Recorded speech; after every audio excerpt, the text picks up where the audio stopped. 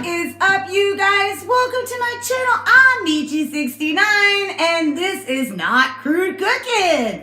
Yeah, I know I said, oh, I'm gonna keep uploading, and then I stopped, but it's like because I didn't have any more room in my phone. And then I was like, wait a minute. I have an iPod. Why don't I use it? So yeah, I am shooting this on my iPod. Yay!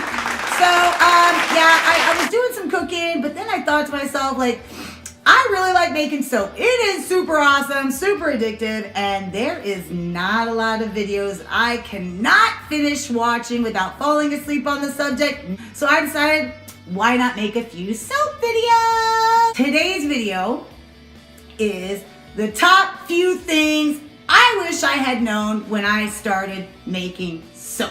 And go! Number one, there is a difference between virgin coconut oil or virgin oils and I think it's like repressed or whatever. They make it sound all fancy schmancy, but remember, virgin, pure.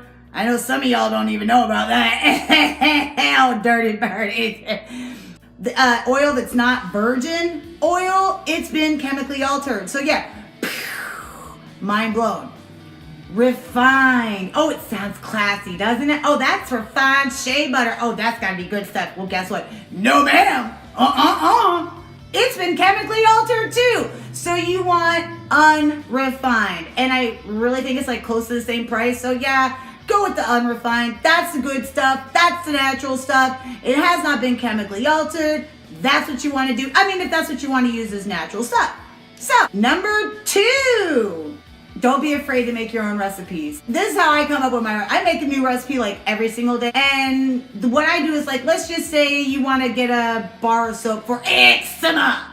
So you know someone or you got eczema. Well, why don't you Google what kind of oils would help with eczema?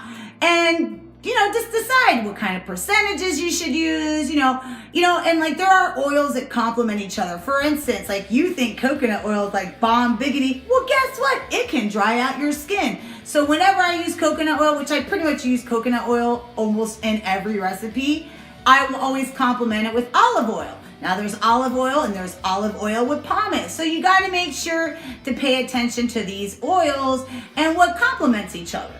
I also wanted to add that there is no perfect recipe because everybody's an individual and it's personal preference. So number three, be wary when you're picking out oils, and here's why. Like this one day I was at Walmart, I was like, I'm sorry. And it was like hella cheap and I was like, yeah, I'm buying this olive oil. Boom, boom, boom, boom. Well, guess what? When I got home, I'm looking at it and it says, oh, it's mixed with sunflower oil. Okay, that's why it was cheap. Return. Yeah, return Walmart. Fun, fun, fun. And no man. Also, you can go buy your oils at the Dollar Tree, but always make sure to look on the back because sometimes you'll see was made with butthole oil. What? Is there such thing as butthole oil? Oh yeah, actually in dogs, they have anal glands. Squeeze them, pow, in the eye, suck. Stinky. I'm sorry. So yeah, check out your labels on the oils. If you're gonna buy them, always pay attention to them, okay? Buying local stuff versus stuff online, for me, actually, there isn't much of a price difference. Actually, the local stuff that I found near me is actually a little more expensive. So go to Amazon, or I mean, if you're gonna order small, if you're gonna get fucking crazy and order big, make sure you go to like a reputable wholesaler because you're gonna get a better price on, more things, but don't get too crazy. Number five, you don't need a bunch of fancy schmancy stuff. You can get stuff at the Dollar Tree, yo. Could I get it at the Dollar Tree? Only thing I really would invest in is a good stick blender because if you don't get one, it's probably gonna fucking break. And I believe if you order some off Amazon, you can pay like a couple dollars and get like a warranty. Yeah, like get that shit. If you're gonna spend money on something, use the money for that, like a stick blender. I mean, bowls, yo, they're cheap. Just get cheap stuff. Six, as far as molds go, I don't like, okay, if there's a couple different kinds of, well, let's just go over this real quick. We have cold process, hot process, and melt and pour soaps. And if you do cold process, you have to line the molds. Just get a silicone mold. Like, come on, bro. They're like $4. A pack of parchment paper in a silicone mold. I mean, you might have to get it from China, which will take near a decade to fucking get it. But I digress. You can use it for all the soaps, and you don't have to line it. That's it. And if you don't have like a box to put it in, listen, I got a hack for that shit. I would line it up against my countertop, and then I put a 2x4. As long as there's something heavy on it and holding it in place, you don't even have to have the box. You're welcome. 6, I think we're on 6. Don't be afraid to use substitutions. Like, I'm like buying all this expensive stuff. Like, I'm like, what in the heck? I wanted, harder bars, so I was buying sodium lactate. Now, I do know, and I was corrected, that it does hold other purposes in soap making, but if you're using sodium lactate to make your bars harder than an 80-year-old on Viagra, sorry, old joke, use salt, bro. I actually will put salt in my oil while I'm mixing it. I'll throw a little clip of that in here. I would actually do something like this if I wasn't going to actually use it. Waste all these oils. There's my salt. Regular old great value salt in there to make that hard bar. Yep. Like that. So yeah, don't be afraid to try different things, man. Like, I mean, if you're only making it for you and practicing, don't be afraid to get fucking crazy and just do what you want to do.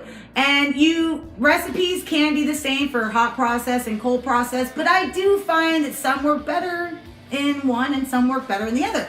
If you want to do really intricate designs, cold process is the way to go. How to cure is up for debate. Technically, hot process soap, the lye is cooked out, it's ready to use immediately. I usually cut it up and put it on like an oven rack that's on the ground with a fan for just a couple of days, just because.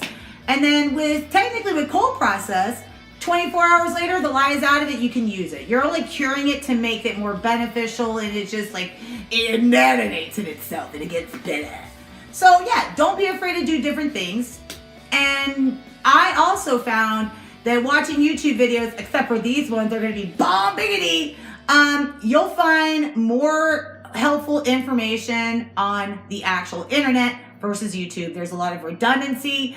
And there are a lot of good videos, but I just feel they're not very lively. So it's kind of like you're like, okay, 10 minutes in, this bitch is 30 minutes. No, I'm done. I'm fucking done. Someone put a fork in me, someone shoot me, I'm done. Or another one who's just way too happy. Shout out to Soapin' 101 though. I like her. She's very informative. Please check her out. I'll put her name here in the description box.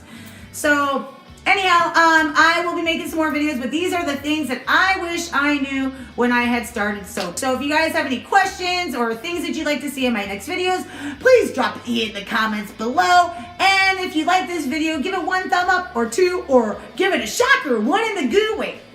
1 in the goo and 2 in the poo?